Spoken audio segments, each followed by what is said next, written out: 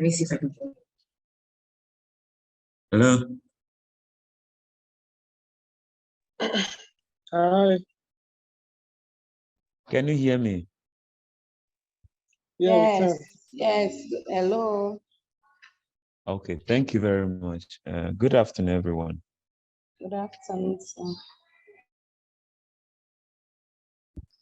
So, sorry for the technical glitches and also starting later than the time that we have actually indicated. Your main facilitator is engaged somewhere, unfortunately, but I've been made to sit in the driving seat to take you through this session. So my name is Jasper Ahafienyo. I work with the Curriculum Content Department.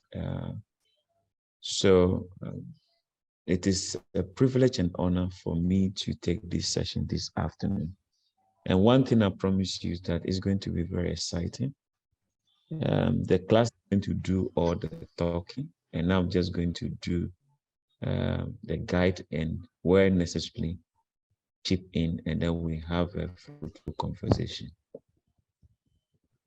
This session actually is for us to share our leadership journey so far, and then we learn lessons from each other, and then the things that we are facing as leaders, we share it among ourselves. This is a safe space that we can feel comfortable to share our experiences and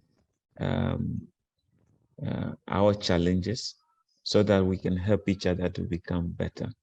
So the ground rules over here is that please, when you join, keep your microphone mute. Unless you have been asked to speak, then you can put it on. If possible, and your internet is reliable and strong, you can also leave your camera on so that we can have a good bonding. Apart from that, this is my face, and with your permission, I want to start now.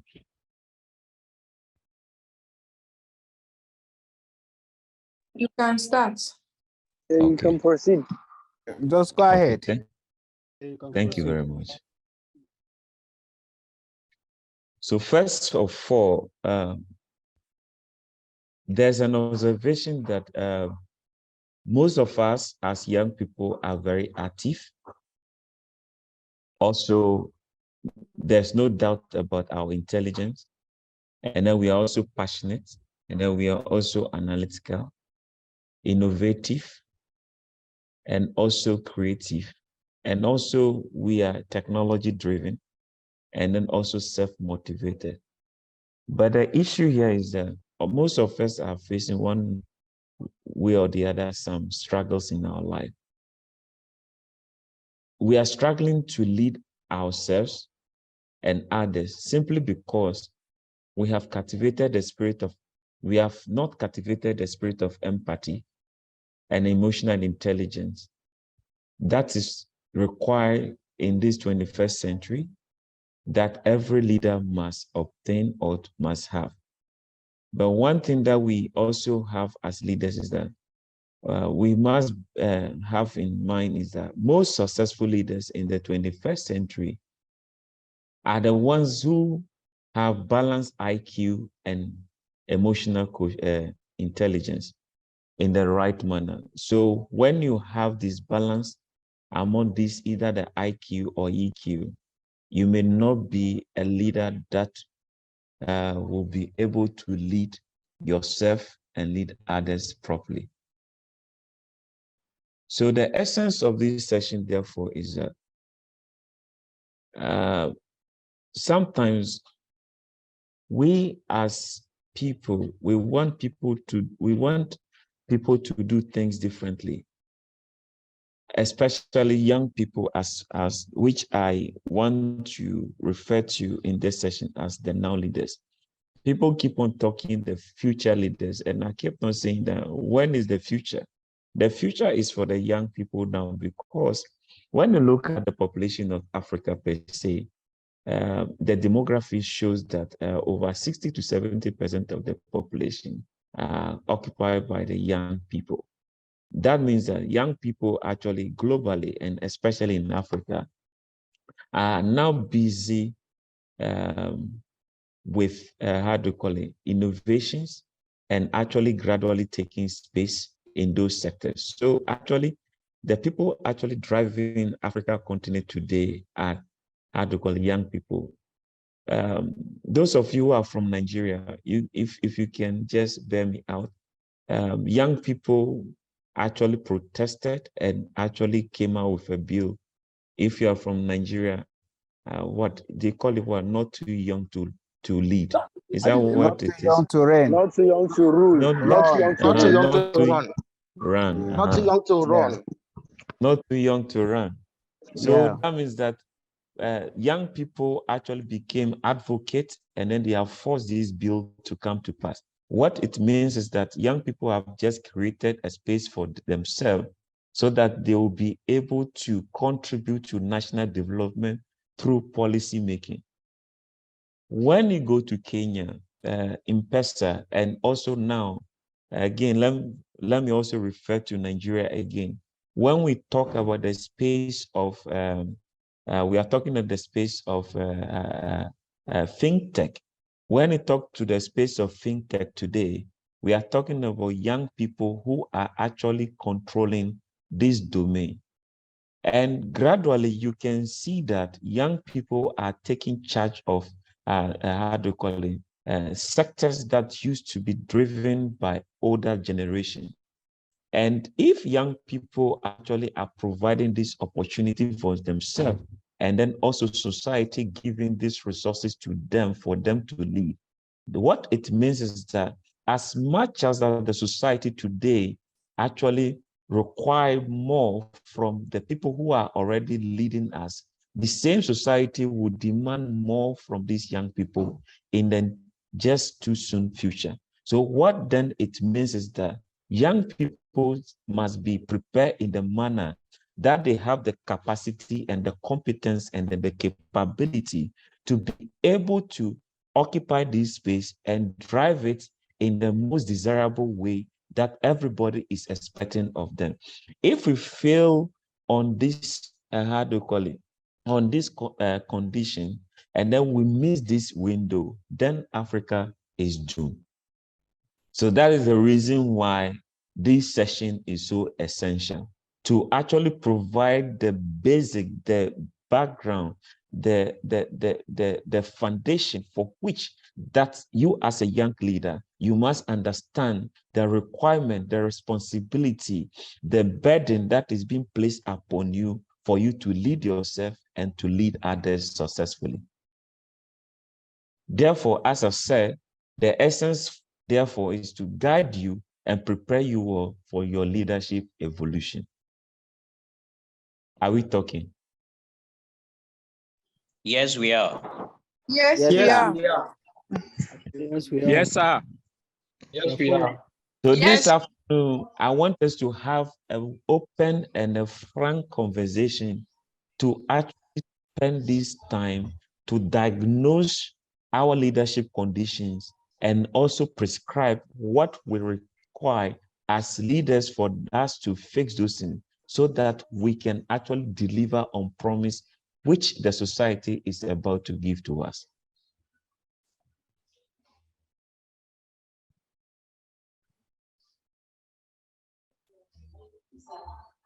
Now, so what are the needs of Africa today? If you read a lot of literature about Africa in terms of the needs of Africa today, and also beautifully put together by the World Economic Forum, he said that today, Africa needs jobs. They need better educational opportunities. They need affordable solutions in sanitation and electricity. They need opportunities for leadership in engineering. We need ethical business leaders or government practitioners or civil society practitioners and lawyers who resist the corruption. And also we need citizens leaders to pitch in to help their communities. And for us to attain all these things or to fulfill all these needs, what is required of us above any other thing is critical is that our attitude that leadership is service and not entitlement. I have the privilege to work with a lot of young people over the years for nearing about 15 years plus now. And one thing I've noticed about young people is that they are driven by the position, but they are not driven by the service that they want to offer. And I kept on telling people that leadership is not in the position. Leadership is in the service that you render. Any good leader that actually you meet or you remember, it is often remembered based on the impact that they have made in the life of the people that they have led, but not in the position that they have occupied. And that is the reason why a lot of us, maybe we have worked with some bosses, and then we have also worked in some communities or committees, and then we have actually lived in our houses. And at the end of the day, if you want to remember those that have affected your life so much, they are not people who just occupy that position or just given that position and they did nothing. But the only thing that they did is to, how to call it, enrich themselves and also put it on their CV or to proclaim to the world that they were once upon a time so and so. But the people that we often remember are people that we put in the position and they have impacted our life based on the quality of the services that they have rendered to us. So let me pause here because I want this session to be very engaging. Let me pause here, looking at these needs over here. What are the needs that you think that we want as an African that we need to satisfy? So the floor is now open. You can raise your hand and you can talk.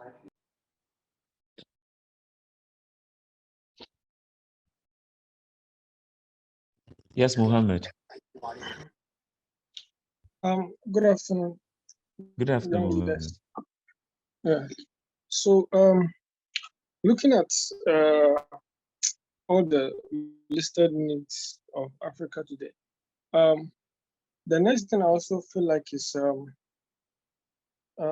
for governments or those in authorities to play their role effectively.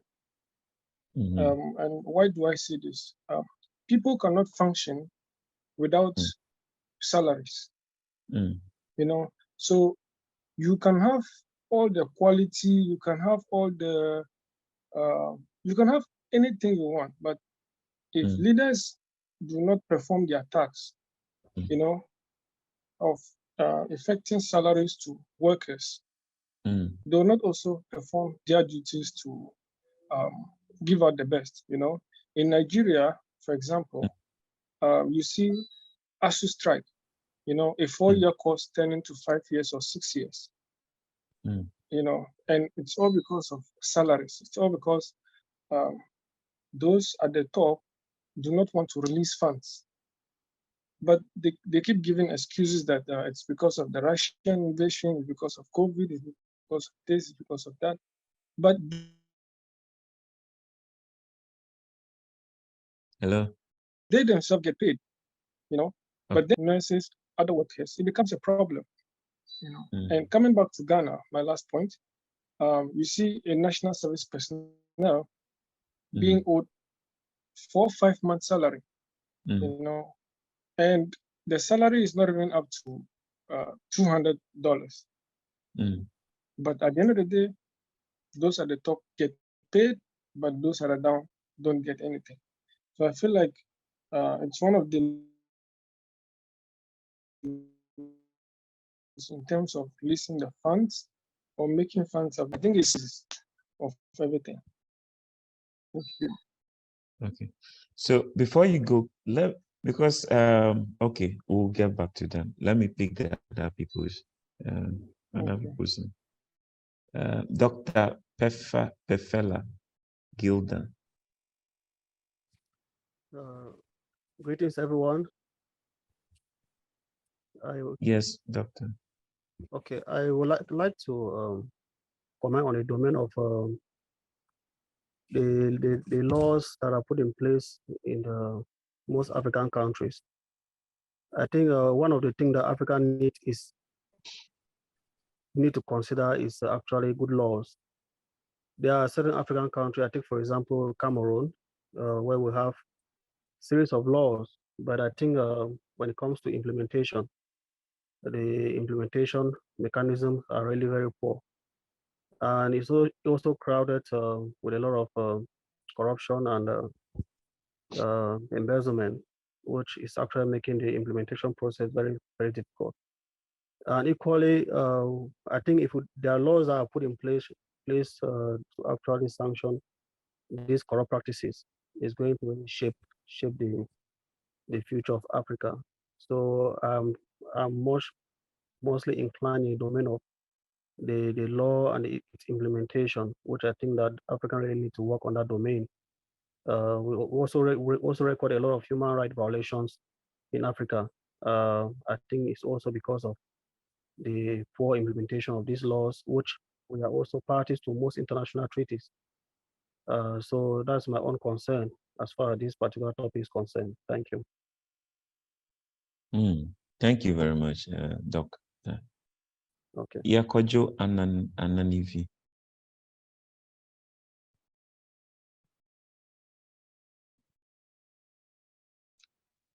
Kojo, can you hear me?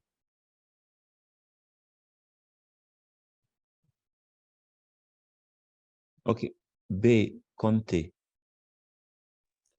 Bakari Konate, right? Hello. Okay. Hello. Can I speak? Who is speaking? By Conte. Okay, by Conte. Yeah. Yes, sir. And for me, one thing that I believe we should add in this, what we need in Africa, is food security.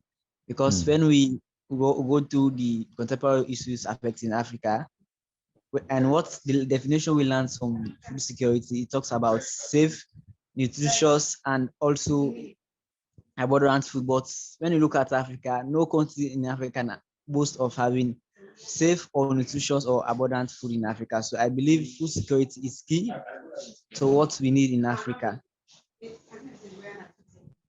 Okay, noted. Yes, Sandra. Oh, Iwa. Yeah, hello, good afternoon, everyone. This is just one aspect that I have thought about, patriotism, how we can stir up patriotism in Africa.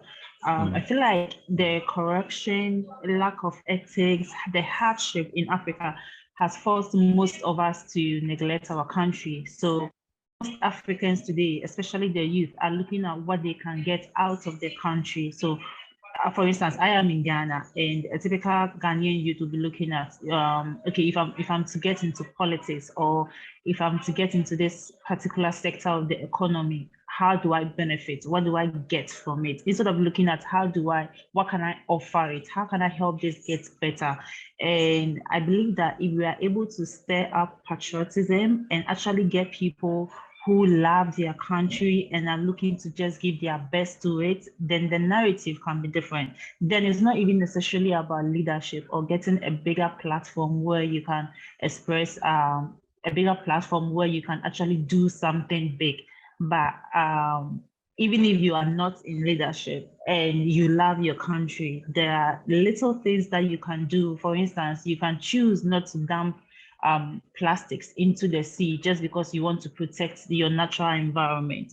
You can choose not to dispose refuse indiscriminately because you love your environment. And then in that your little corner, little that you do, the little that the next person do out of love for this country eventually adds up, and it makes the job at the leadership level, at the government level, a lot easier. So I think what we really need at this point is to keep stirring up patriotism in our youth. Thank you. Thank you very much, Sandra. Mali.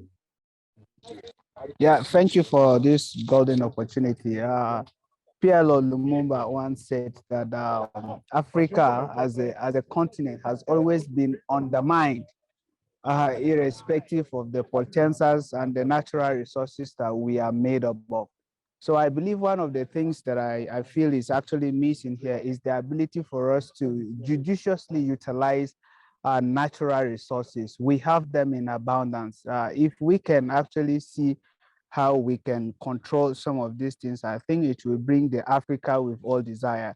And then one aspect is technology. We are so blessed with talents, but most of the time, a young African man who is coming up and then they discover he's doing well, there is no platform, no enabling environment for him to, enroll, then display that skill. All of a sudden, you will discover he's traveling abroad, he's going there, and that ends it. He will not even return back to Africa. So we need to create the enabling environment for talent, potential to thrive. And then lastly, like someone rightly mentioned, we're actually battling with food security. So if we have this, I think it's a basic need. And then our healthcare system again. I think when we center on some of these needs, it will really fetch the Africa we've long yearned for. Thank you. Thank you very much. Laji Sadigu Bai. Good afternoon. Good afternoon. For me, I think corruption has to do with the mindset, and one of my co-leaders just said it has to do with salary. I just want to disagree with him in a polite way. Corruption has nothing to do with salary. You have some people who are well paid, but because their mindset is not made up, they are not ready for change, they are still corrupt. Right? We know plenty of people in Africa who have been indicted with corruption. These people are well paid. These are well paid people. So I don't think corruption has to do with salary. It has to do with the mindset of the individual or the group of people who are involving into these corrupt practices. And like one of our co-leaders said here, it has to do with patriotism. Yes, if I have been given a huge amount of money, let's say $1 million, which is supposed to go for community purpose, and I decided to just take all of that money for myself, that is selfishness. You see, so for me, I believe corruption has to do with the mindset. That's all I have to say. Thank you. Thank you very much. Let us understand all that I was asking for is the needs of Africa today. So I just want or something like maybe we want jobs, we want better education. So those are the things, apart from these ones that I've listed, which needs do you think that Africa want? Yes, let me go to my list. Bakari Onate. Thank you so very much, moderator. But for me, one thing that I believe is very important to be part of these needs for Africa today is that if we can have our traits integrated, like a regional integration of our trade system, that has to do with also the technology also. For example, if you look at the Gambia that has a population of 2 million people, you will see that if you have to come up with a product and you want to just sell that to just the Gambian people, maybe, you have a very bad market turnout for your product. But imagine if we have like the Gambia having to do trade with Senegal, Nigeria, Kenya, Ghana, Sierra Leone, and all of these, countries in West Africa, and even, across Africa, it will be very, way easier for, people to be motivated to go into entrepreneurship and, product creation and innovation. I think that is something that we really have to consider as a continent, because if you look at Africa as a continent, we are most of the time buyers, we are consumers. All we do is, importation. We do not export a lot of our products a lot of the time. So if Africa should concentrate on their continent as a people, trade from each other, I think even development will be more rapid. Yes. So we should really, create an avenue. So your needs for Africa is that creating trade among African nations. That's the need that we are talking about. Hello. Hello, yes, exactly. That's the needed. Okay. So I'll take the next two and then we can proceed because we have a lot to cover. Tijani. And then after that, success to follow. Then we can move on. We have a lot to cover, so everybody will talk. Thank you very much for this great opportunity. I have this belief that everything rises and falls on leadership. And then one most important thing that Africa needs that I believe has not been included on the list is fearless and then dedicated leaders who are dedicated to the development of Africa and then the Africans.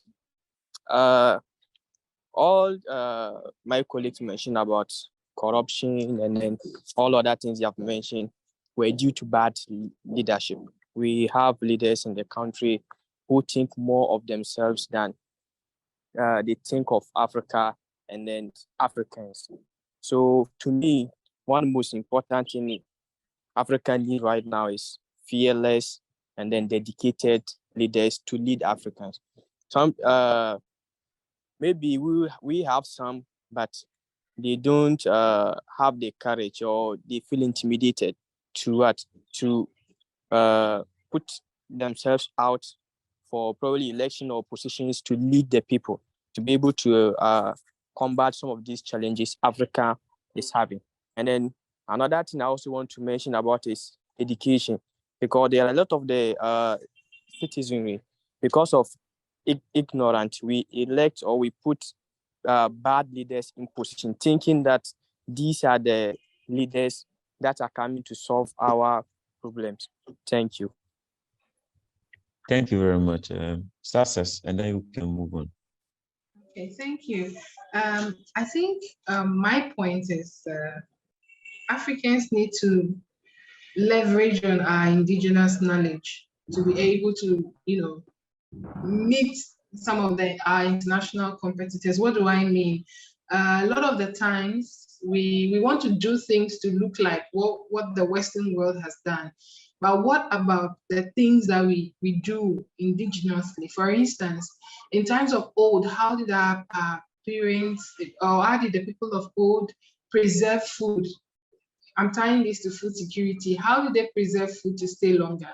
Okay, maybe we cannot use the crude methods that they use, but the technology that we've been able to learn or gain through education, how do we modify it to suit what happens, the happenings in Africa?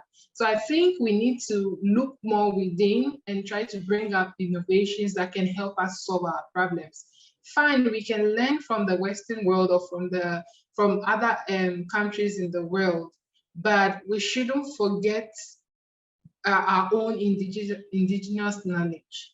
Thank you. Thank you very much, Success. So those people's hands are still up. Please permit me, let's proceed so that we can cover much before the session is over. Now, I've gotten to a point that I'm going to show you some personalities. What you have to tell me is that what that make these personalities stood out. So when you see the personality, you can raise your hand. We'll take about 5 people that they will say what actually made this person stood out, and then later we'll proceed so that we can give chance to everybody to talk. So the first person, who is this? Obama. Barack Obama. Barack Obama. Okay. So what made Obama to stand out?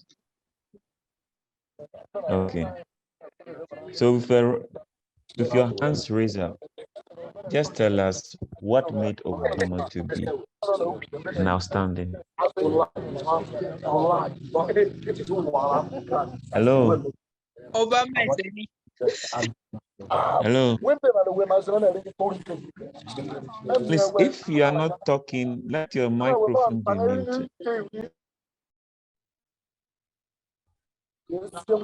What made, hello, can you hear me? Yes, I can hear you.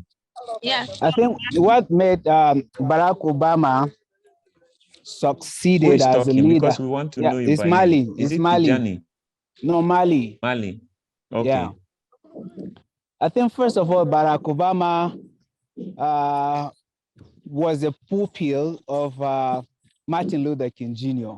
So he learned from the struggle as initiated by Martin Luther King Jr. on the emancipation of the Blacks in America.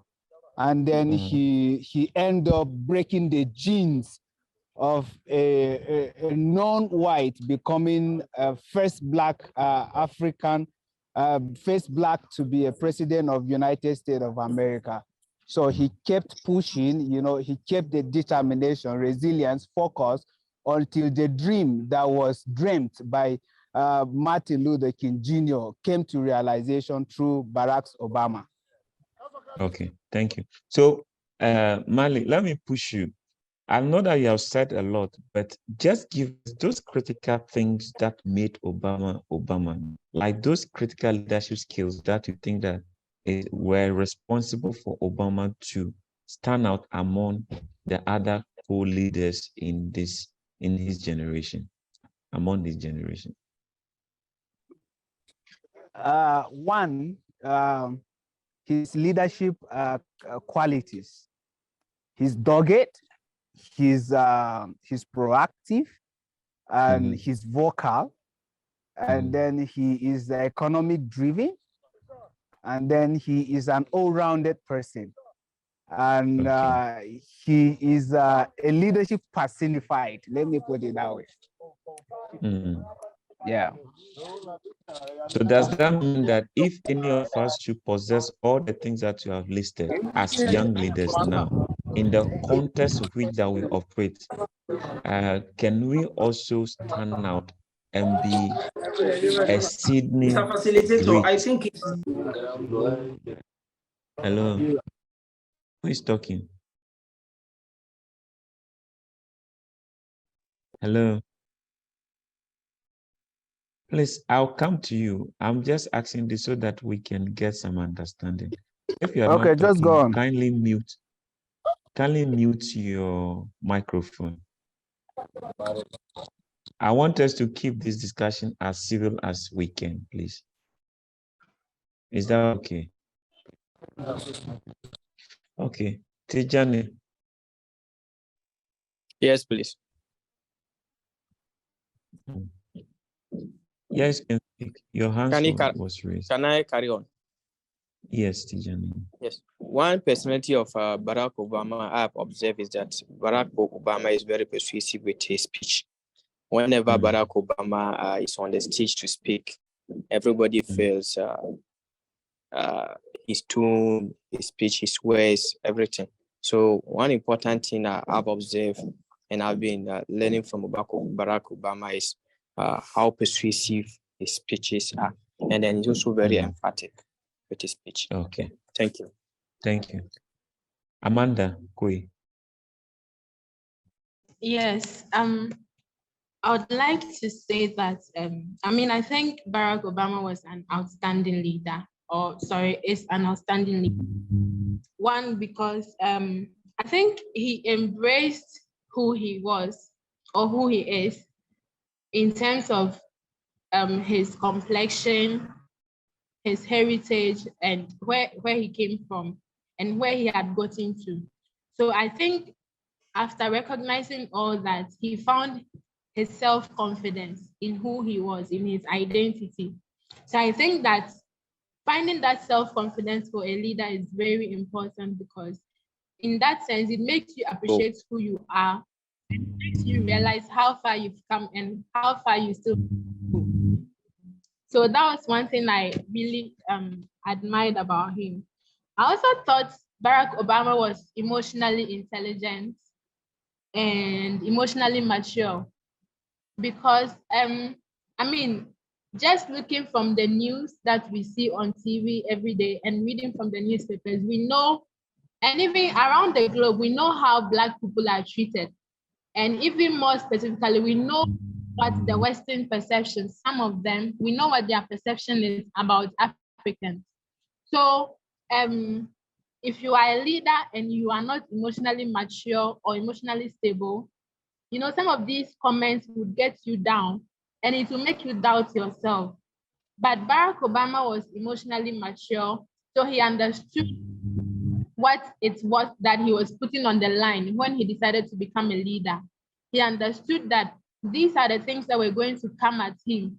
And he understood that, yes, they would come for him, but it doesn't change who he is, or it doesn't take away what he's representing. So for me, these are the qualities I am admired about Barack Obama. And I think, yes, also he delivered very good speeches. And I think he had personal integrity because when he said something at the end of the day, it really was what it was. He never sugarcoated any words. He said it as it was. Unlike some leaders that we have who say one thing and then the next day they don't remember what they said. Yeah. Thank you.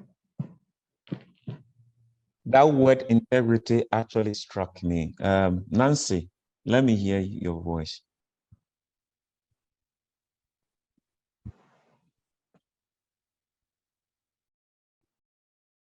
Nancy, are you there?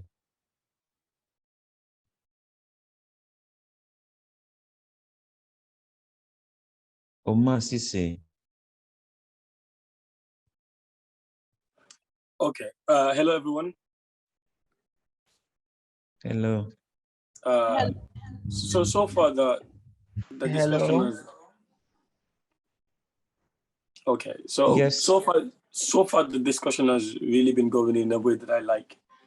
And to just throw in my my view about what made Obama stood out, I would say that he was basically sensitive about culture. Like, I mean, he was being culturally sensitive in every way possible, because living in a country whereby you have every kind of discrimination actually existing, he was able to live through it. He was able to stood out in front of the many people who would possibly hate him because of the race, because of his color and stuff like that. But yet Obama showed throughout. I mean, imagine reading The Republican. I mean, it's something that a person like me would never even thought of. But because of him being culturally sensitive, he was able to overcome a lot of challenges that came throughout his reign. And he was also a charismatic person. This we have all seen. Everybody in the world who is actually into politics and stuff like that would see this in Obama. When he speaks, people listen and they obey, even though it was not a form of, just like we say charismatic power stuff. So Obama had that. Even the two last speakers, the people who just spoke here, said the same thing. He had that. Whenever he spoke, people listened. And that was a thread that he had, and it stood out. It made him, how do I name this? An outstanding person throughout, his leadership in America. Yeah, so he was also a motivator to the black race. Having to see Obama as the first black president to lead America, it was motivating to other people that were like him. And that also made him stood out. He knew what he was leading. He knew whom he was leading, and having to play out his role to make sure that those people know that they can also do it tomorrow was something that had to constantly motivate him to do best all the time. Thank you. Thank you very much. Also, to give opportunity to those of us who are typing in the chat box, I will now give the opportunity to my colleague David to read it out to us so that we can mix the voices of the two sources of learning, those people who are typing and those people who are speaking. So David, over to you. Thank you, Mr. Jasper. Well, we're about to take, I would like to read some of the comment that has been sent. Eunice Asma says, we need good governance as well. Andon Bernadette says, we need good ethical leaders. And the issue about Barack Obama, yes. Bakari Konate says, Barack Obama is futuristic. Is it futuristic and empathetic? Wow. And then we have Eunice Asma saying Barack is a great communicator. That's so wonderful.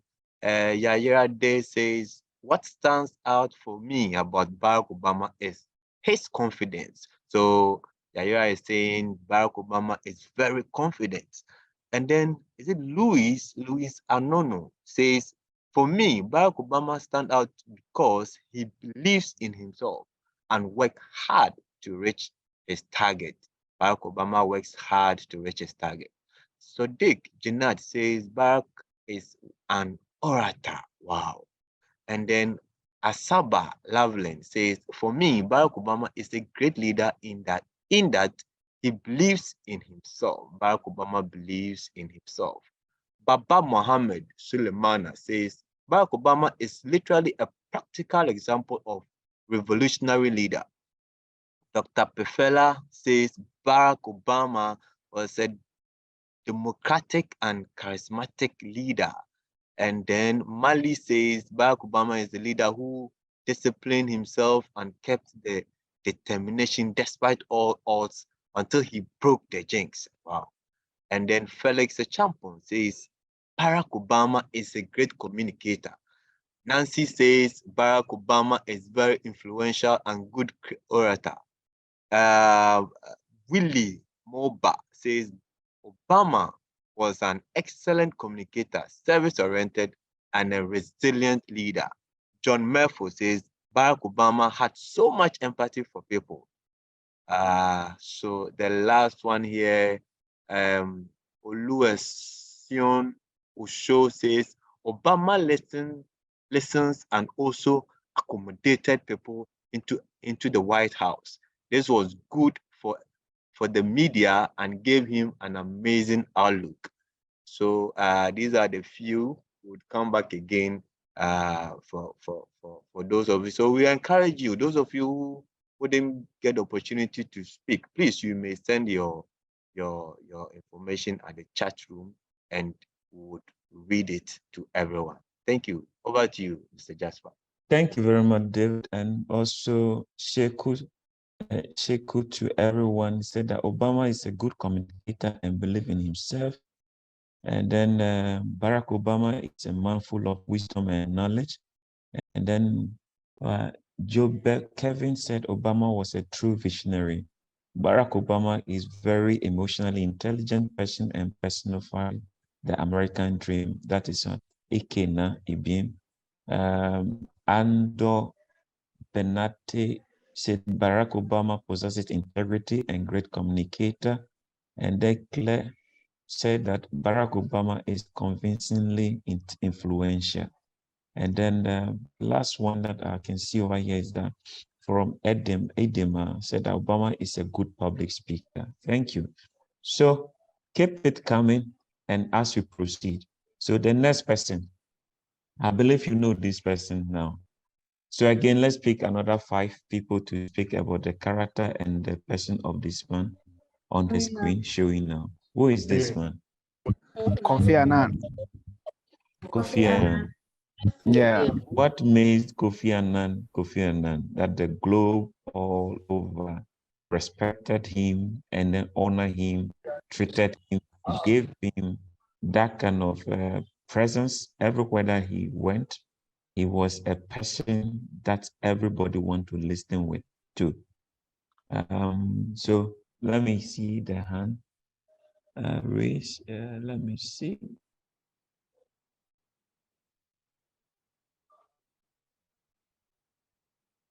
Yes, let me see by hand those the 5 people Ghanaian should lead us on this. Kofi Annan was a global person, so not Ghanaian. Yeah, just kidding, just kidding. So, yes, so let me see the hands. I can see the hands. Yes, Dr. Pefela. Okay, thank you once more. Actually, Kofi Annan was a great leader. I will just give some few qualities about him, leadership qualities about him that, to the best of my knowledge. Actually, he was a virtuous leader, a man of dignity, man of confidence, courage, and compassion. I would like to recall his role he played to resolve the conflict between Cameroon and Nigeria in the Bakassi Peninsula. I'm sure that that was a significant role as far as Cameroon and Nigeria is concerned to restore peace in that particular area after the conflict, which lasted for a while. And for this, he has been hailed by both authorities as one of the leader that actually uh, enhanced the peace treaty that took place between Cameroon and Nigeria over the Bakassi Peninsula. So for that, he's a great leader and somebody who is actually encourage peace and unity amongst the African countries. Thank you. Thank you. Yaira Day.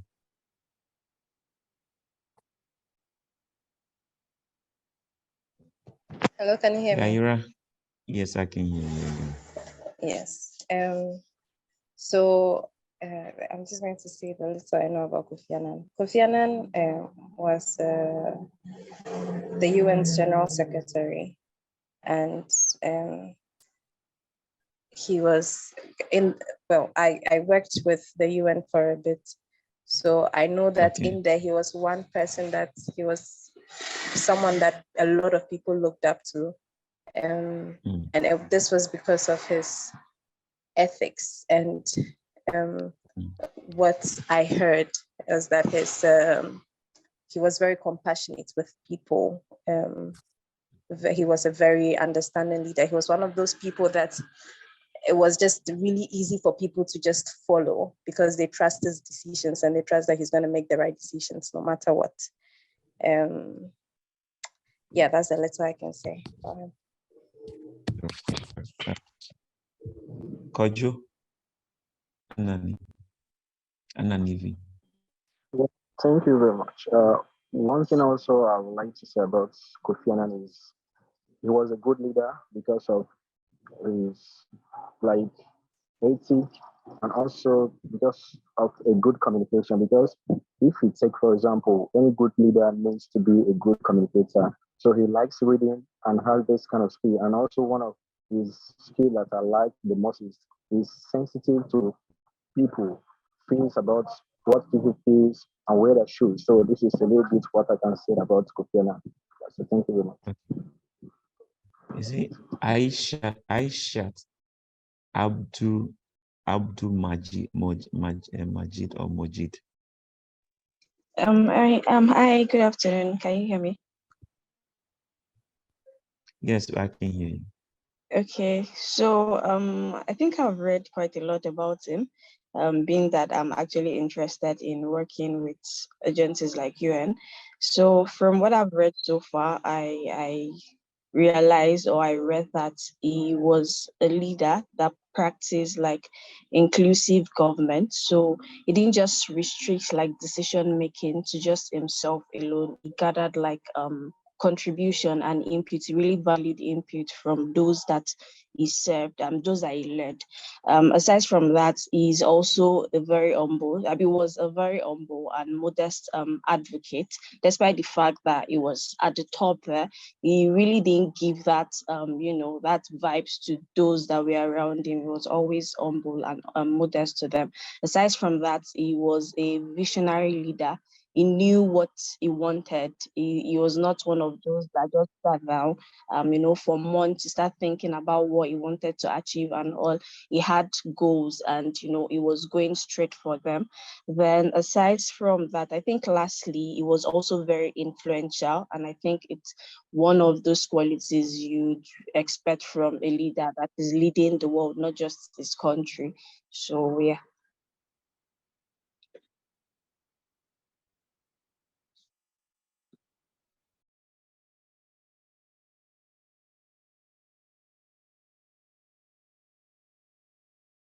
Hello.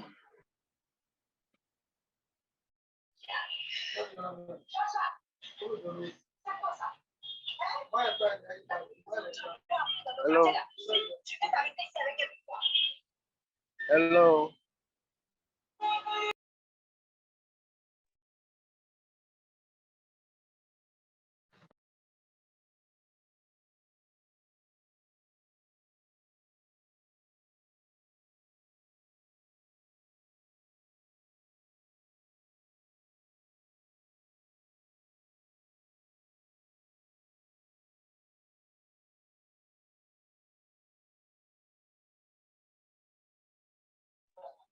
Hello.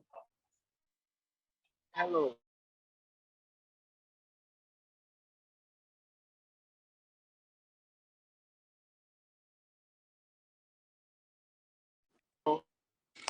I believe the host is facing some technical issues, so Jenny will be a little patient.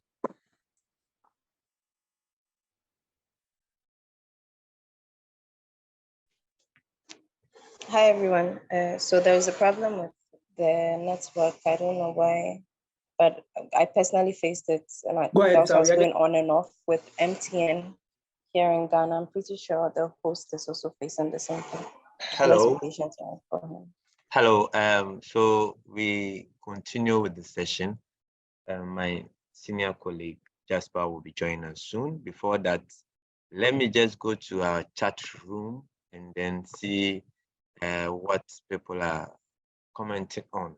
As far as Mr. Kofi Annan is concerned, please, you may keep your comments at the chat room and we'll read it to everyone. Okay, so yeah, so as we wait for Jasper, Kojo and Anive, I think you've spoken already, but I will still read your comment here. Kofi Annan, very focused and disciplined man. He really impacted the youth. I'm sure that's what you wanted to say. Felix Champon says Kofi Annan was an influential leader. And then Eunice Asma also says Kofi Annan was a man of integrity, a wise leader. Stephen Kube says, long before we had an African in the global sphere, Kofi Annan was one of those as Secretary General of the UN. As a child growing up, I was inspired by Annan's personality.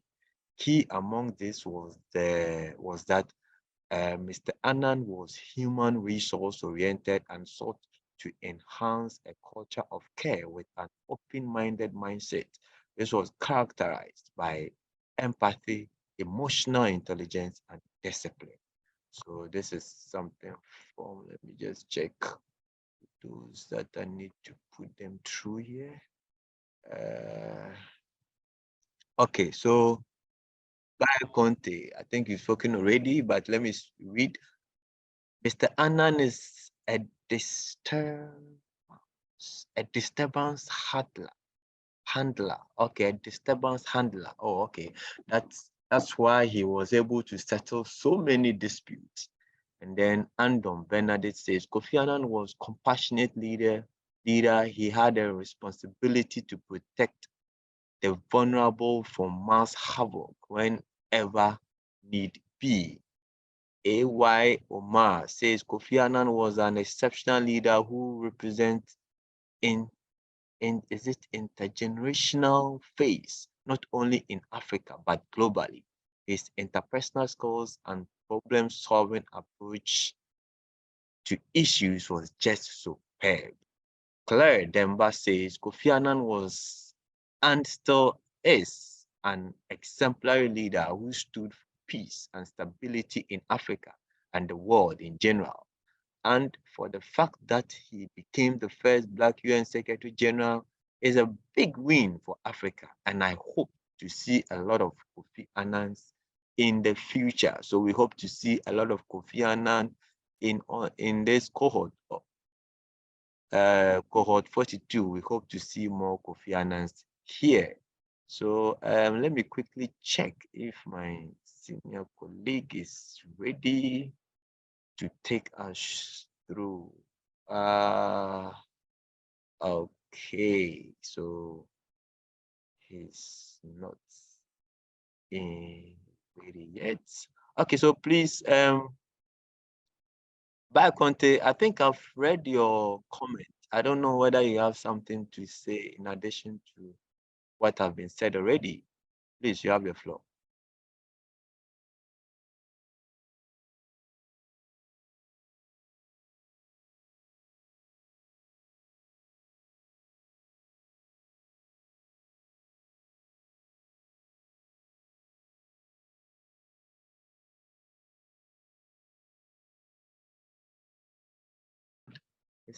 By Conte, please, you have the floor.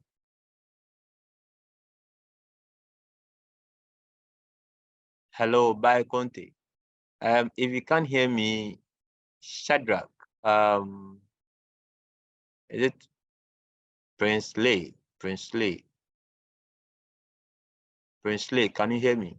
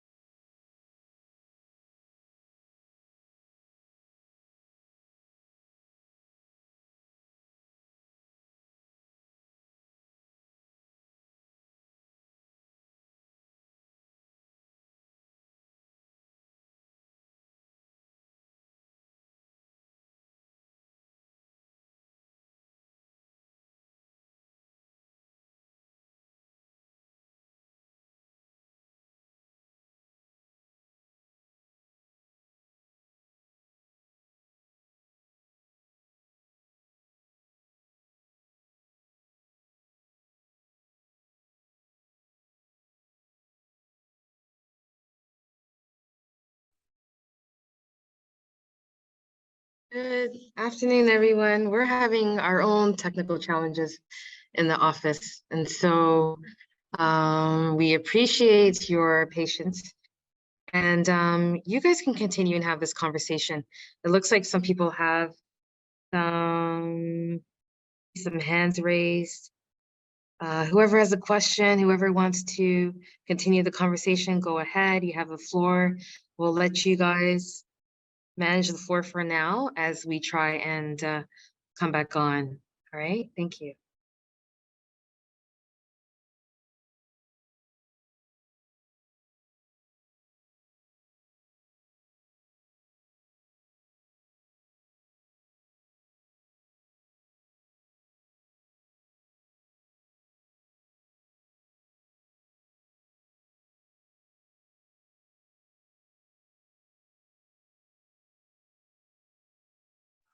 Okay.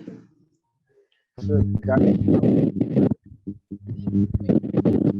I don't know. I'll suggest I will wait for the guys at the Yali headquarters to gets resolved the issues they have. Maybe we could just discuss some issues that are specific or peculiar to particular regions or zones in Africa, and then we can brainstorm on suggestions that we can go about as young people to do them. I believe every country has issues that are specific to them, coming from the contemporary issues that are coming up from the core lessons.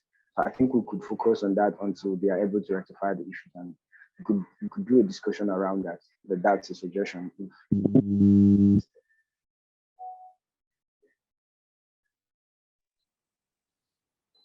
Yes, guys, I think I'm in support of this our co-leader, what he just said. Like we said earlier on, Africa, we almost have the same problem.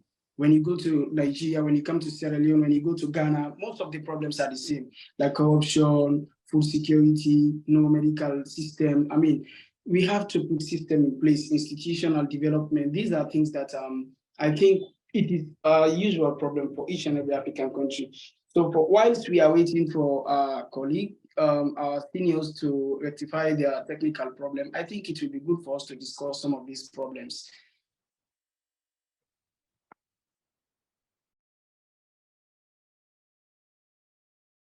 I think I'll need more people to make suggestions on that, and then maybe we could just get someone to moderate it so that we could be organized. So I think okay, since maybe I'm holding out, I could just call up the people who hands are raised, who have their hands raised, so that we can just proceed with that. So if your hands are raised, I'll be calling on you to come and discuss some of the issues that are peculiar with your country or your community. And maybe in a few seconds, people can give suggestions on how you can go about it. It will be important if there is something you are doing that you think, or if you have a particular solution or something you think you could do to help ameliorate some of these issues. So I'll go with the hands I'm seeing. I think I will start with, sorry if I don't pronounce the names well, Andong Bernadette. So maybe you just have the floor, and let's be quick, please, so every other person gets the opportunity to talk. Okay. Thank you so much for this opportunity. I think I'm from Cameroon, and usually what we face here, apart from the crisis that has been ongoing for a couple of years now, I think that our main concern is having a leadership. And because looking at everything, I think that the main problem we have is leadership. And somehow we have poor governance. It's everywhere, I know, especially in Africa. So sometimes I used to wonder, how do we go about all these things? Where do we start? What is our future? What is the future of our generation? What would they hold on to? What do we hope to achieve in some years to come? That's really been a problem to me. And basically all sectors are facing it, because looking at where I'm coming from, I'm on civil, on a civil organization where we deal with we have problems with gender inequalities and all the things. At the end of it all, I see that maybe it's because maybe the positioning, people are not positioned in their right places. And I wonder, when will all this end? How do we help the society? How do we help our communities? So that has always been in my mind. I've been thinking, like, how do we help this? How do we help solving this? Thank you. That's why he's back, and let's see if he's taking over. Maybe if he's not, we can proceed to the next person. But I think I saw Jasper. All right, he's back.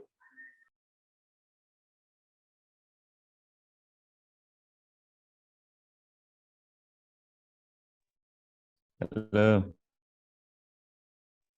Hello, Jasper. Hello. Yes, we can hear you. You could proceed. Sorry about that. It's just unfortunate. And my absence, you guys were having a very nice conversation. I wish we had this thing to see. Would that be fair? So that means I can join and listen to you people.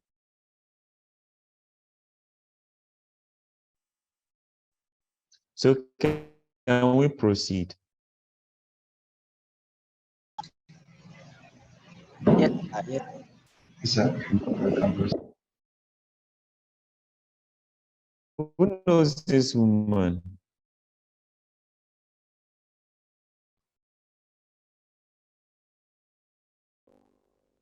Who knows this woman?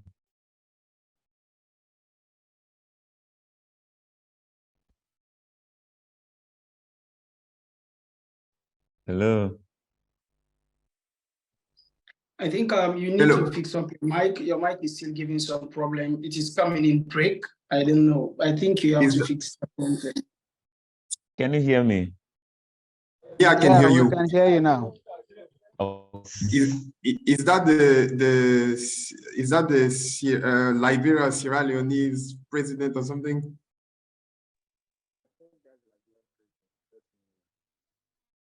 Sirleaf Johnson? Ellen Johnson, I'm tempted to say, but can I'm you not hear me? quite sure. I think he still has issues with his mic or something. He's a South African. I don't know if She is not Ellen Johnson Sirleaf. She must be from South Africa or so. I think either Winnie Mandela or so. That's what, yeah, that's what I thought. I thought Winnie Mandela, not Ellen Johnson Sirleaf. Winnie Mandela.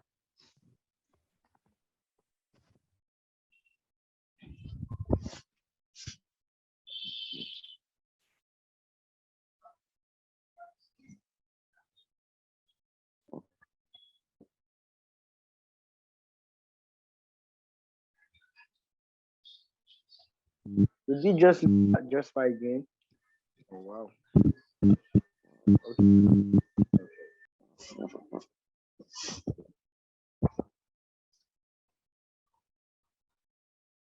I think we are getting difficulty in network.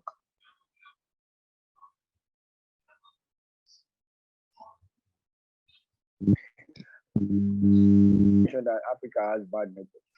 I mean, Can you hear me? Africa has I'm bad back, guys. network. Eh? Can you hear me? Yes. I'm back. Can you hear me? Cracking up. It's coming in very poor.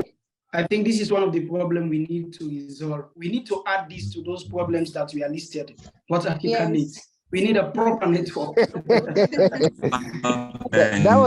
was why I mentioned technology now. Yeah, technology, really. We are far No. behind, but I think we are going there bit by bit. So am I okay now? Can you hear me loud and clear now? Not loud and clear, but we can hear you. Manageably. I think there's still few glitches here and there. So let's manage It it. comes in like this. Can you hear me? This is how we are getting you. Okay, let me just It's bad. It's really bad, not just bad.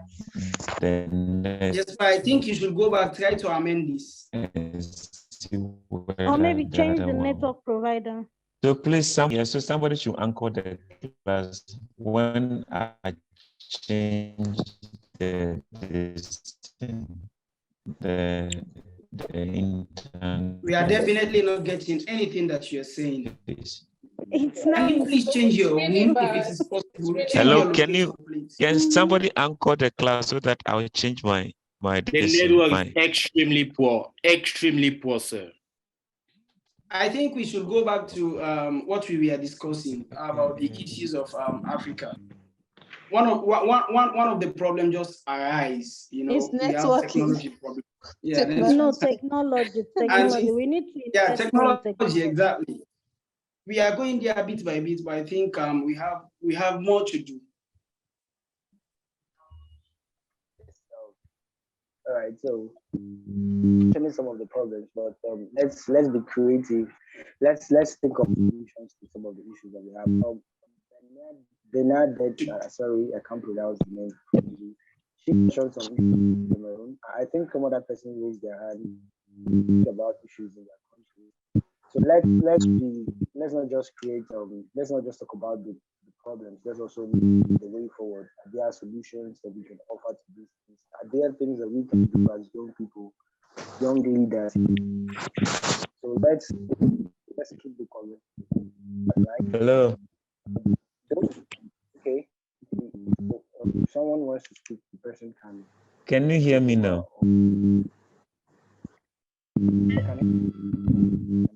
Yes.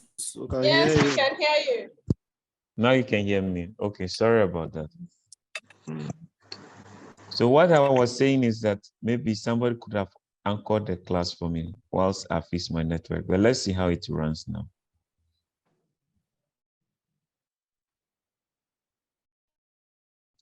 And apologies for that, please.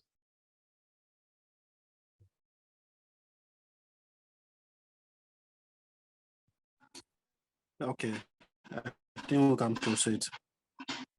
Okay, can you see my file now? Yes, please. I can see it.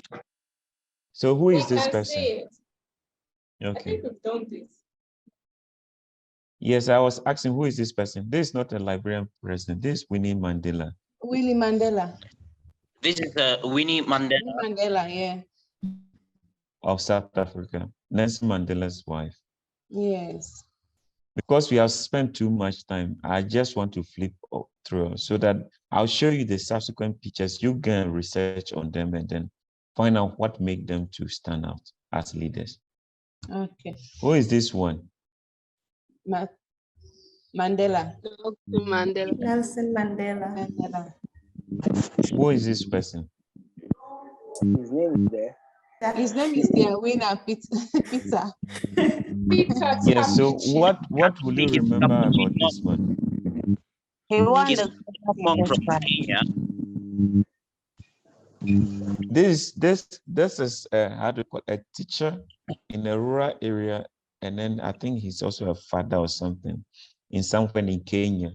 Out of his service that he delivered through his teaching and his support to his students, caught the eyes of the globe, and then actually he rose from very humble place into the global space.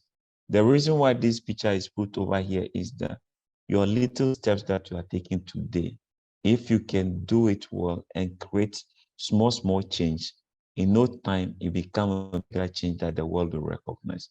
You can research on this young man further, and then you can come out with what made him to win the Global Teacher Prize Award. Now, these are top 10 skills that every leader in 21st century needs.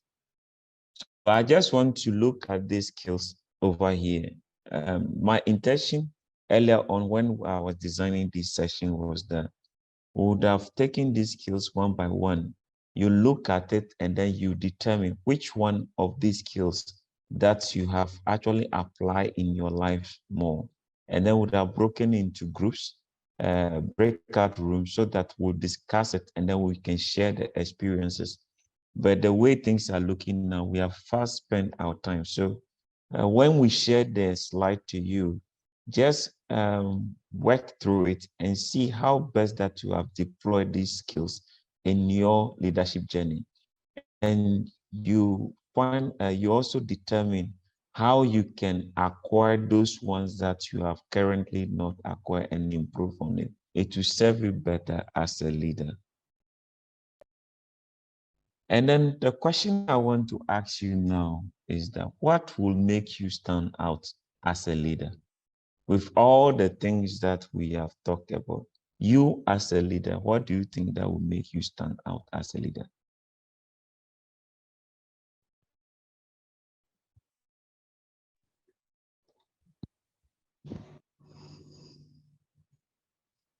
I just need two people to, yes. For me, I think it's integrity. When you have integrity, you'll be able to lead others, and also they'll be able to follow what you do. Success. Okay, I was going to say confidence. Okay. You need confidence as a leader. Okay. Yeah, for Principal. me, it would be. Hello? Can you hear me? Who is talking? Okay, my name is Anu Okay. from Nigeria. So for me, it will be accountability. As a leader, you need to, in as much as you're being accountable to others, you also need to be accountable to yourself. Okay. Prince Opoku. Okay, so me, I think being honest and having good moral character is the key, because we all point to the fact that our leaders are corrupt, we associate them with negative stuff. And all these people, the ones like us, they complain about the evils in society. But as soon as they get there, we realize that they are towing the same line or maintaining the status quo. So to me, if I want to stand up out as a leader, I must be honest and uphold the integrity with me right now when I get there. Okay. Shadrach, and then we can proceed from there. All right, so for my very strong value system, integrity and Shadrach, you are so faint. okay, I say I have very strong value system, which makes sincerity and I'm very self-motivated on projects, and I'm very keen on finishing them regardless of the challenges. So I think these are some excellent leadership qualities that could make me stand out. Thank you so much. Thank you, Sheldon. So let me give you an assignment, and I want us to run this, how do you call, like a gig on our WhatsApp platform this evening. I want each one of you to write a position leadership statement about yourself. What makes you stand as a leader? We'll all post it on the WhatsApp platform to this evening. So please think about it. This evening, we are going to run a game. So you write a very short, catchy position leadership statement about yourself. What makes you stand out as a leader? So that we can all engage and then discuss it on the platform. So this evening, that is what we are going to do. So when people are asking us, people who are not here, what is happening, tell them that we are actually selling ourselves this evening. So think about it from now up to the evening. Think about a very concise, nice, sweet, projected leadership positional statement about yourself that we share on the platform. We see which one among all the ones that we share. By voting, we'll consider as the one that stood out among the pack. And then maybe we can determine how we're going to reward that person. Is it a project that we are interested that we want to do? Yes. Let's roll. Okay, so this evening, when people are asking what is happening, tell them that we are selling ourselves because we are going to meet the president in our various countries. So we want to project ourselves well. So this evening, I'll be reading all your statements. Please do it with all seriousness. Another question I want to ask you that what is your dream? Because you have applied for this program, you said that you want to come to Yali. You have gone through all the application processes. You have been interviewed. What is this dream that is making you to acquire all these skills? What kind of dream do you want to materialize? So the question here is, what is your dream? Edema, what is your dream?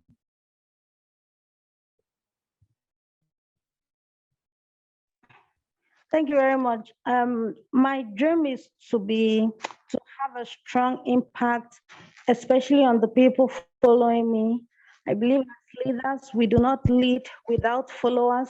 So I want to be able to create a positive impact on the lives of, let's say, my students, because I'm a tailor, I have students training under me.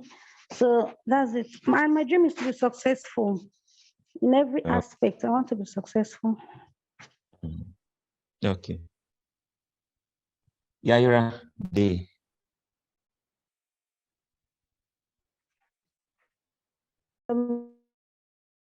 Hi, sorry. My background is a little noisy. Please forgive me. It's okay. Like, to be able to understand my dream, we have to understand where I'm coming from. Okay, so I'm thinking, is it okay? Do we have time for me to share like a little background? Yes, you can share. You can share. Okay, awesome. So I'm an orphan. I'm from a family of 6.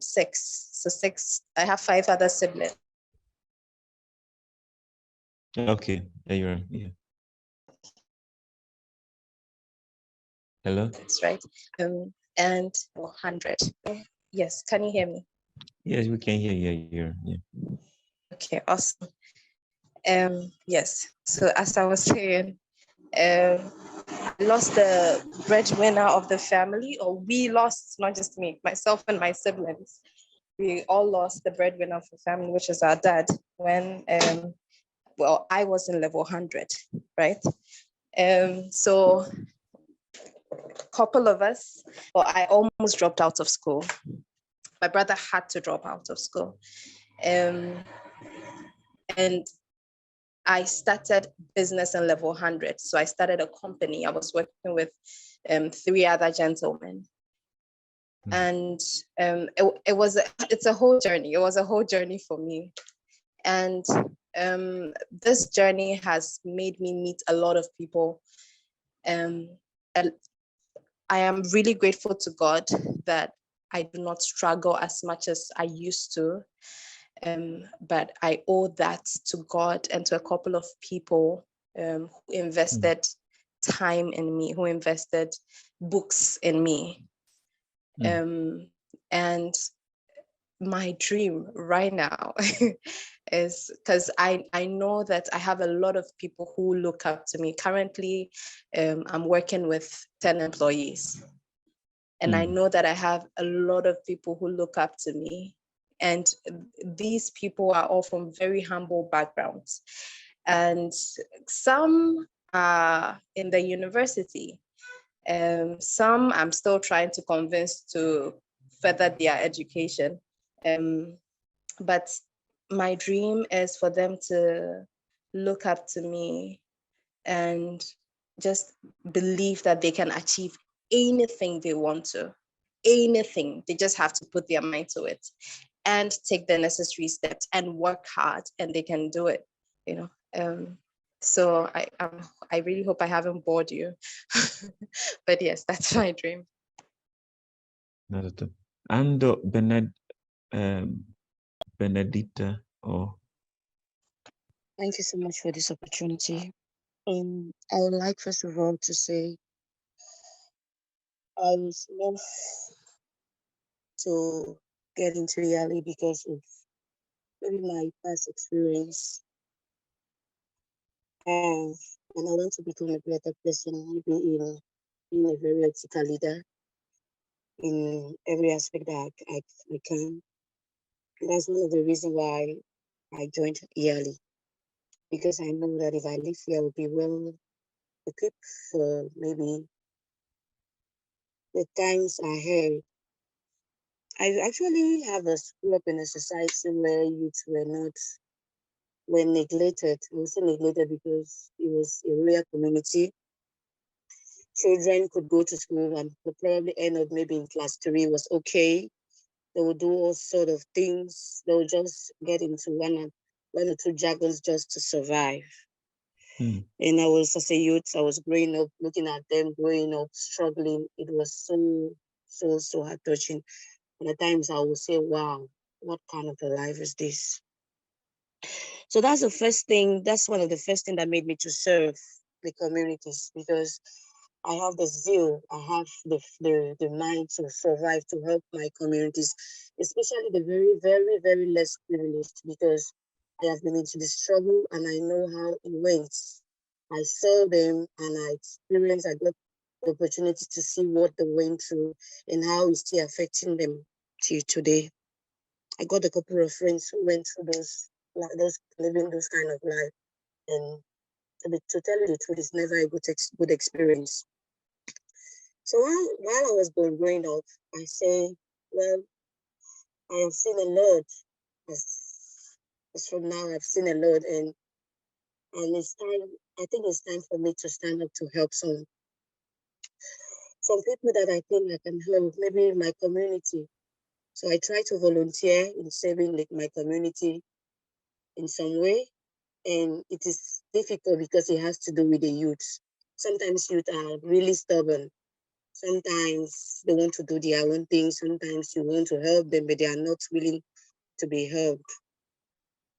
So I got into Yali because I want to be equipped. I want to acquire the skills that is needed to manage these youths. I want to be able to solve most of their problems if I can. God help me. So I hope that God help me with this program. I'm going to evolve greatly so that I'll be able to assist them in this aspect and others. So that's why it is important for me to stay focused and to learn and to grasp so much, especially when it has to do with ethical leadership, because it's going to build the person that I really want to become in future. Thank you.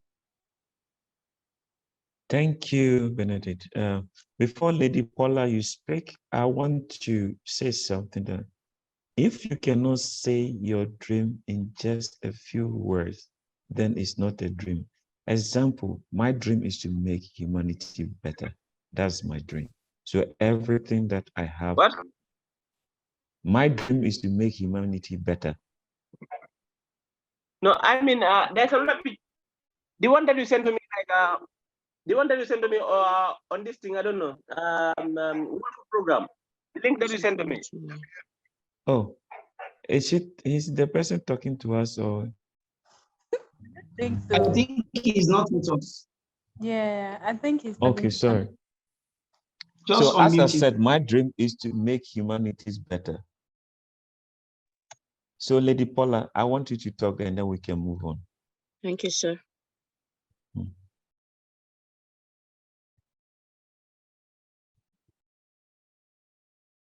Paula, are you there? All right, thank you very much for the opportunity to see how best. Yes, please can you hear me? Yes, we can hear you. Hello. Okay. Yes, we can hear you. Okay.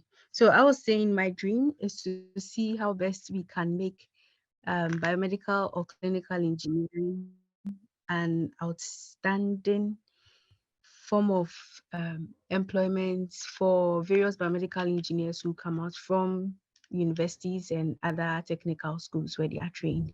The main goal is to see how best we can make patient safety a priority in terms of healthcare technology. Thank you. Thank you very much, Paula. Okay, please, let's move on. Another question I want to ask you respectfully is, what would be your legacy?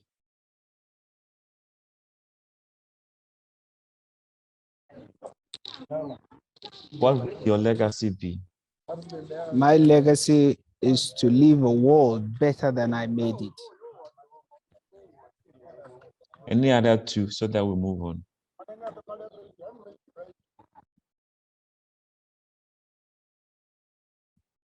Who is talking? All right, so I think I'll just grab the opportunity to say that. Can I? Please, can I? Who is talking? Please mention your name before you talk so that we can follow. David. David, okay. Yeah. My legacy is just behind me, like after me, people will have will remember me in a good way. Your legacy is what? talk? Please, 1 It's minute. just Your legacy is what? simple way. In simple way, people will remember me if I understood well the word legacy. After me, everyone that will remember me will think in a good way about me, not in a bad way. Okay. Yeah. Thank you. Yes, somebody wanted to talk. Who is that? Amanda? Edemaudo from Nigeria. Okay. I think my legacy would be to help as much people as possible, as many people as possible rather, attain financial freedom through skills empowerment. Amanda Kwe, and then we can move on. Okay, my legacy is to open so many doors for females in my community that when they stand at a platform and they are talking, I'll be mentioning their success story. Basically, that's my legacy. Okay, Yeah. Chukwu, you have not talked throughout the session. I saw your hand, so talk and then we can move. Okay, thank you for the opportunity. My legacy is to impact others positively. Thank you. Thank you. Oh, guys, let's continue. Now, I will go through a certain exercise. This exercise you have, I was hoping that would have had time within the 2 hours to do it, but our time is gone. So we'll share the slide later, but I'll just take you through this exercise now. You spend time and then you can work through it. And then later on, find a friend on this project, on this cohort, that you can discuss this with the person, and then you can actually listen to each other in terms of the things that I want to take you through. So this is everybody that is working on this actually have some sort of trait. So those traits actually make us who we are. So sometimes it is very important at one point in time, you sit down regularly to analyze your traits that you have so that you know which ones that you have deficit in and which one that actually you have now, so that you can work on it in a balanced way. At the end of the day, you become an all-rounded leader. So the exercise is this: you have to list and share with us. So when I was planning, this is what I thought I would do. With us, 5 desirable leadership traits or behaviors that define you and you want to develop further. So those desirable leadership traits that you possess already, that you think that they define you, when people see you, these are the positive attributes that they see about you. And then you also list and share with us 5 undesirable leadership traits or behaviors that you want to get rid of and need help with. Sometimes some of us are very expressive. I don't like using the word talkative, but some people are generally expressive. And it is good to be expressive, but sometimes in certain domain or in certain situation, when you are too expressive, people found themselves jittery, or like you seem as if you are not wanted in certain places. So those things that people who are very candid with you may point out to you that, oh, this one you have to change it. Those things, just list about 5 of them that you have. So you are listing 5 of the desirable and then 5 of the undesirable. Now the assignment is this: how have you planned to maintain your desirable traits and improve them? So the first thing is that, what are the actions that you are taking to maintain your desirable traits? Because if care is not taken, sometimes our desirable traits can even be corrupted by even the companies that we keep, or how do you call it, the new understandings that we are having could actually corrupt our desirable traits. And then we may end up losing our identity. And then you have to also come up with a plan on how you want to improve them. Question 2, what kind of help do you need to get rid of the undesirable traits or behaviors? So as human beings, let me say something. In the gender class, they will always say that men said that a man should not cry. In these days, gender and diversity and inclusivity is telling us that as a man, don't just do your face that you are a strong one. If you needed to cry, cry. So what am I saying? What I'm saying is that if there are things that are making you not to progress or to meet your expectations in life, or to fulfill your dreams as you have indicated, or to help you to leave that legacy that you want to leave, those things, it gets to a point that everybody needs a help in life.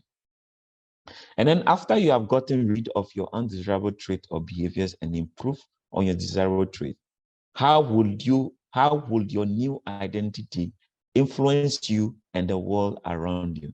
So over here, you want to project yourself that after you have gone through this exercise, how do you think that people will see you in the next 6 months, in the next 1 year, in the next 5 years? So it's like a form of recalibrating or evaluating your leadership or personality and reprojecting yourself differently because of the legacy or the dream that you want to fulfill in life.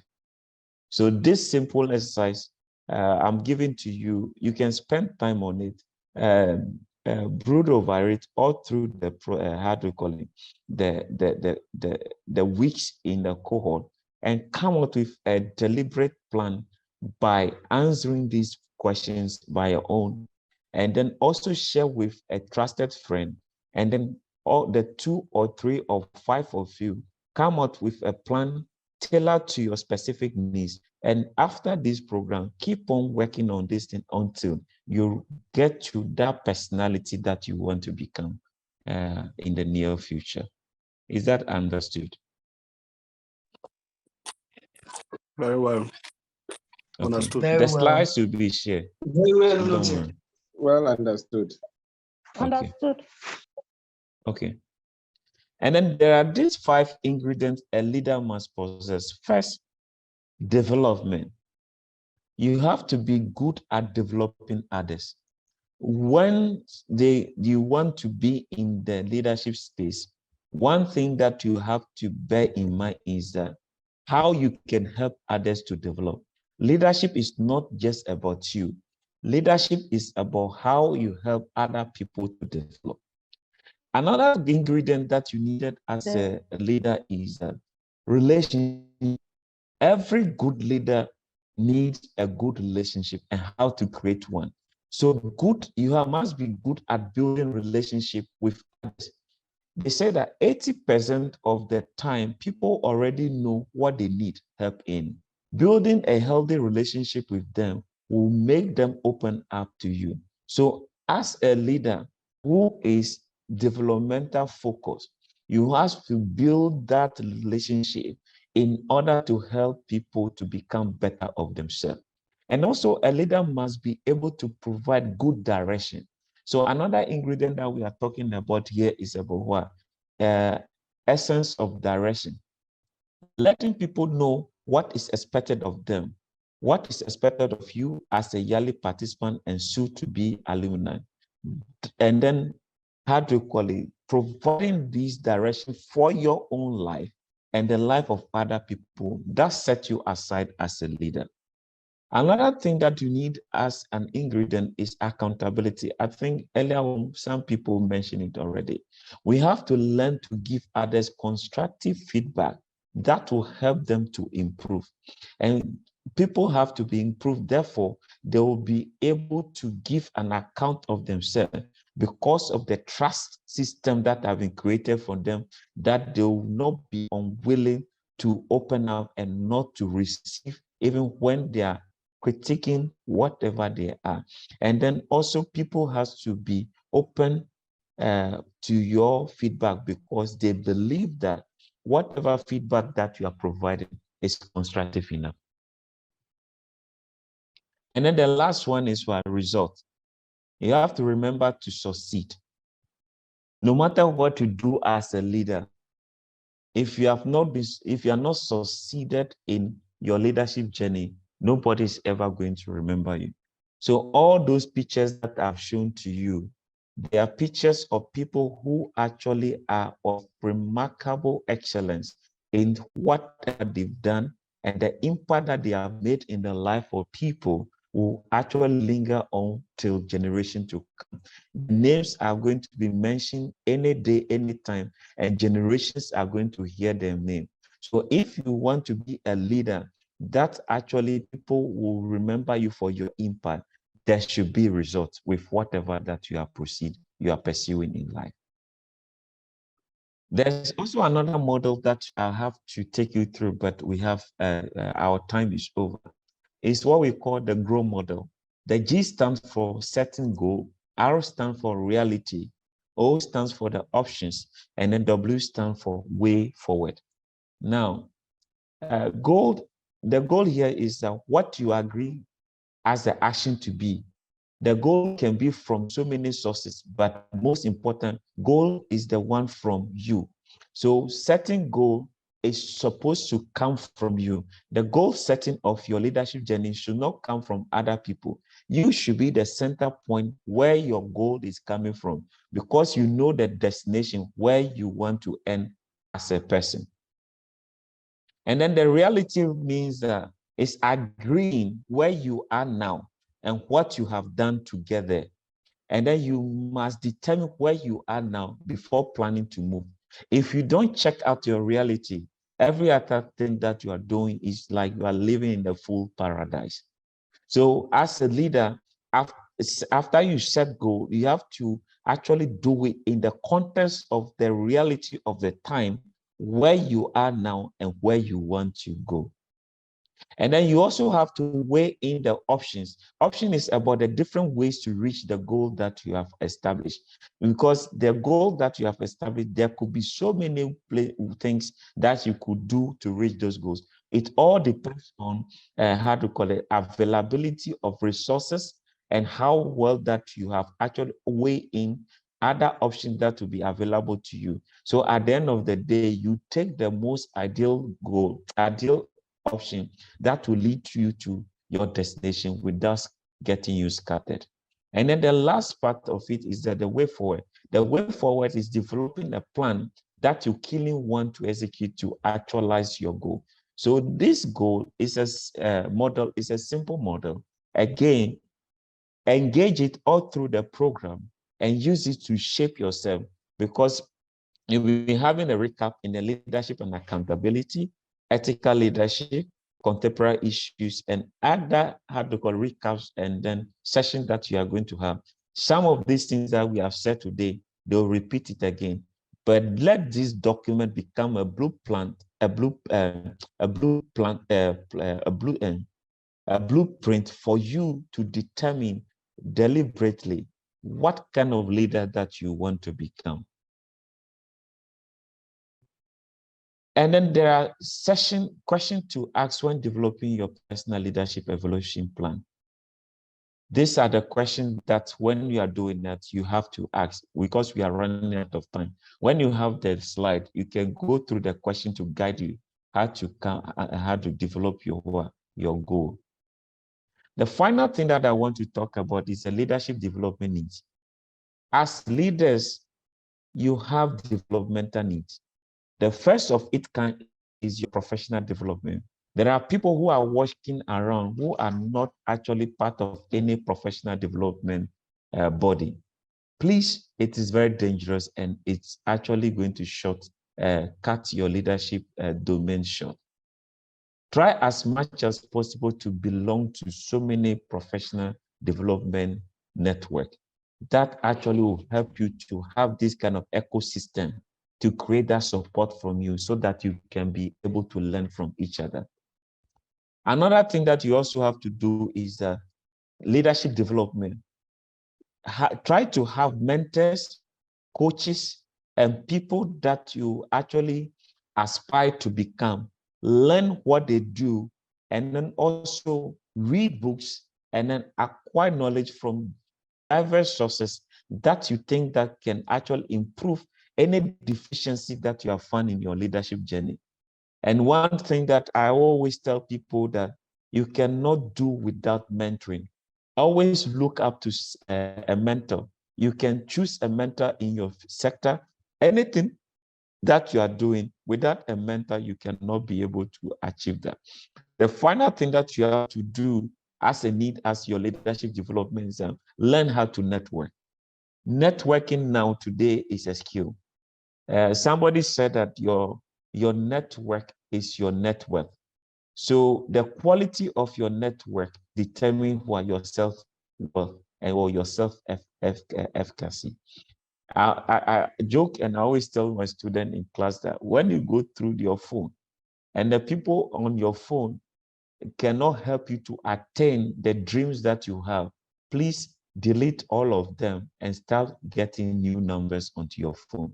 Because everybody that you have on your phone, on your life, should be calibrated in the way that either you are supporting the person to get somewhere, the person is supporting you to get somewhere. If the person is not in that category, that person should not be part of your network. So on the whole, this is what I have to share with you this afternoon, because it's 6 minutes past the hour of 4, and I just want to leave 5 minutes for us to have some discussion about reflection about the sessions, and then we also find out from you how do you think that the session went, and then after that we can bring the curtain on today's session. So the floor is now open.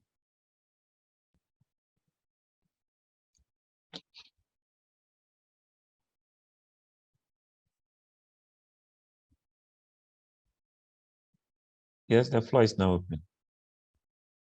Stephen, you want to talk? You have not talked the whole day.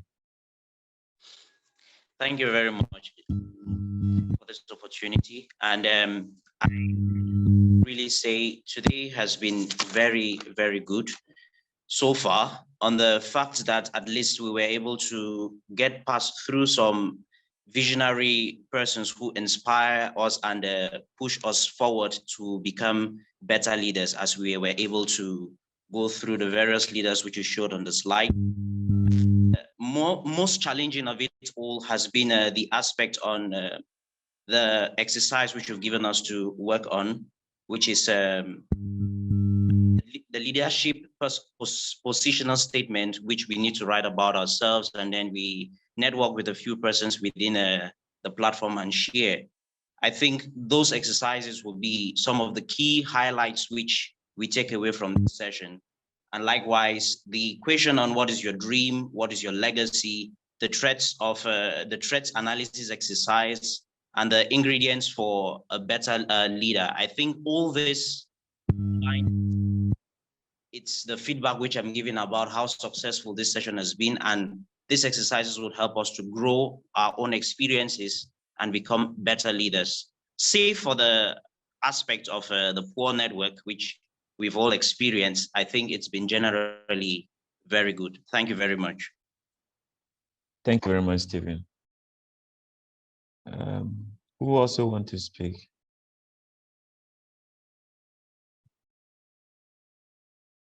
I saw some other hands up. Yeah, Bello. Yeah, thank you very much. Good evening, everyone. Thanks for this opportunity. So far, so good. It's been an impressive and motivating session. Aside for the network, like my brother said, the whole process and the whole session has been so interesting. And in fact, I could not talk much during the session. I just have to listen to get more points from my fellow individuals partaking in the session. The assignment will actually go a long way to redefine some people's proposition and position about themselves, and also make them to have a kind of new structure on how they think, especially when you work within an organization and you need to work hand in hand with some wonderful hands too within as a team for you to take the organization to the Senate. So to me, it has been a wonderful session. Thank you very much. Thank you very much, Bello. Yes, any other hand?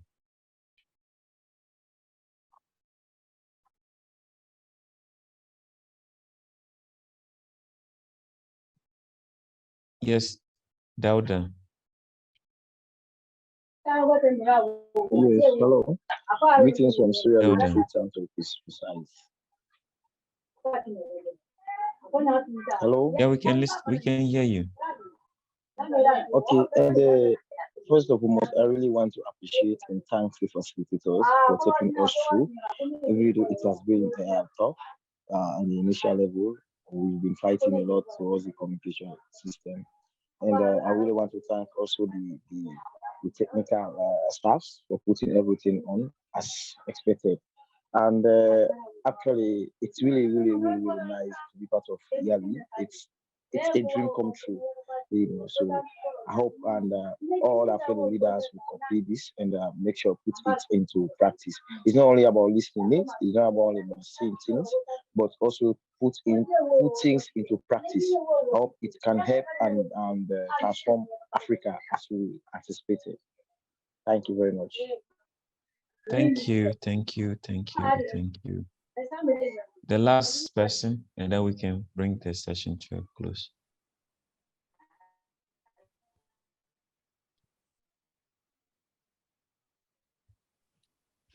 Hello. Hello. How are you? How are you all? So basically,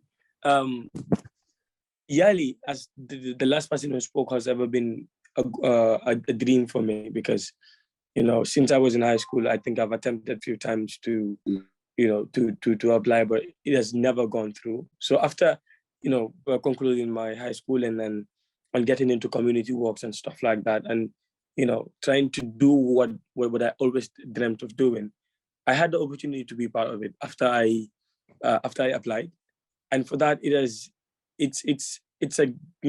a ground for me to build myself and build the person that I want to become tomorrow. So this is so amazing that when I joined the class today, and I had from some of my colleagues share about their views on different aspects of life and leadership, it really got me, and I was like, yeah, Omar, this is the right place for you. This is the right place, and the delivery that you have given us today is just to the brim. It's perfect, and we love it. If we continue to have more of these, we would definitely be glad, and we know we are going to complete the sessions as we need to, and get to alumni as we actually yearn. Thank you. Thank you very much. The good news that I've shared the slide onto the page, so you can all have access to the slide, and Adjoa will also send to your emails too. But for the benefit of people who were not able to join the session, I just want to do it in real time so that it can also help us to do the assignment that we're supposed to do. This evening, my eyes are wide open to read your beautiful leadership positional statement this evening, so that it's a game. We are going to have a lot of fun, and then you understand why this online program that Yali run stand tall among other leadership programs that actually we have in Africa and globally. Unless my other colleagues, they have other things to say. Adjoa, David, do you have any other thing to say?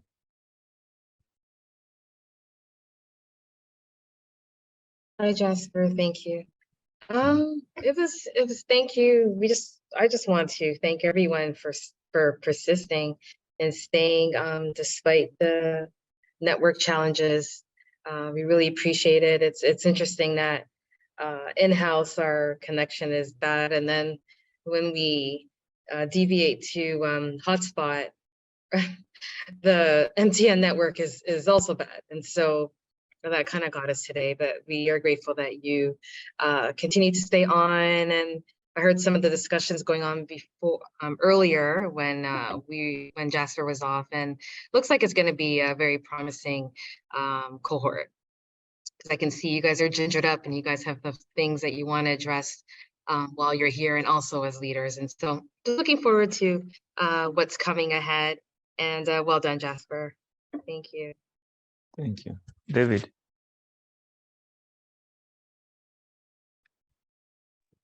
Oh, well, I'm very much okay. I don't have anything to say.